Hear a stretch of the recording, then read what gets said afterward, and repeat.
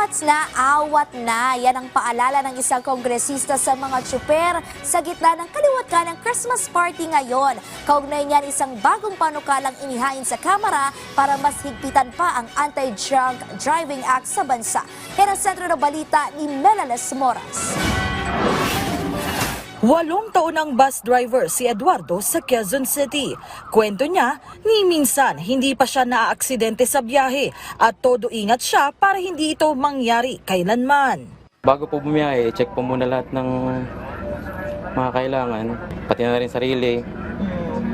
At saka sumunod lagi sa batas trapiko. Dito sa Kamara, naghain ng bagong panukala si Akbayan Party List Representative Percy Sendanya para sa kaligtasan ng mga biyahero lalo na tuwing holiday season. Yan ang House Bill number 11220 o Iwas Amats, Iwas Aksidente Bill na nagsusulong ng mas mahigpit na road protocols hinggil sa mga tsuper na nakainom ng alak. Sa ilalim ng panukala, palalawakin pa ang pagsagawa ng breathalyzer test o pagsusuri kung lasing ba ang driver na bumabiyahe at mas hihigpitan na ang metrics nito. Sabi ni Sendanya, mahalagang mapaigting ang mga patakaran sa kalsada.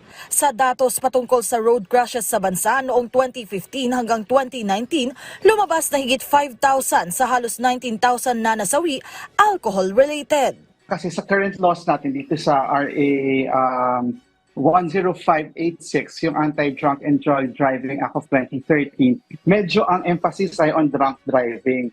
Pero nakita natin, hindi naman kinakailangan nyengi talaga to be impaired as a driver. So sinasabi natin, baka kinakailangan ibabat pa natin ng konti pa yung threshold in terms of alcohol consumption. Kahit tipsy lang, dapat ipagbawal na talaga.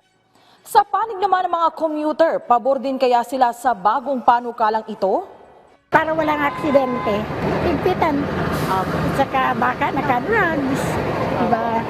Hindi natin alam. Mensahe ni Congressman Sendanya sa publiko ngayong panahon ng Kapaskuhan. Kapag may amats na, awat na, kasi ang pinakamagandang regalong maibigay natin sa ating mga pamilya ay makakauwi tayo ng buhay at ng ligtas. Isang ligtas na Pasko sa ating lahat. Melales Moras para sa Pambansang TV sa Bagong Pilipinas.